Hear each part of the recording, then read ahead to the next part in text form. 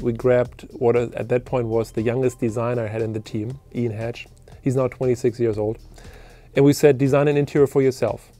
Because when you look at the interior, you see a lot of youthful appointments, different solutions that we wouldn't have come up with otherwise. So it's all about providing something fresh, something young for the Jeep brand. We always try to keep the interior slim looking and wide looking because it's a compact car. So we had to come up with different solutions to maintain those proportions. So when you look at the air conditioning outlets, we created this pod, and it was dubbed ET at one point, or Wall-E. Why we don't own the naming rights for it, but that's where the inspiration came from, this kind of robotic look. And it's something that you would not see in any other interior, but in this interior you get away with it. We applied this kind of foam language all over the interior, and we have some really cool details, and really even highlight them with anodized paint, which looks fantastic in the environment. So there's a lot of little quirky designs that you couldn't have done in a Grand Cherokee, but in a vehicle like this you get away with. When you drive a Jeep, it's about functionality.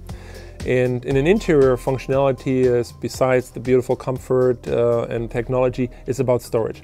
So what we've done is we put to use, for example, some really exquisite technology, like in the center console between the seats. We're using electronic park brake.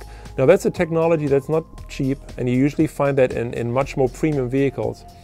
But what it does, it allows us to throw out that normal park brake, that big handle, that big chunk, everything that comes with it, and put in a little electronic component, and it frees up all this beautiful space for storage down there.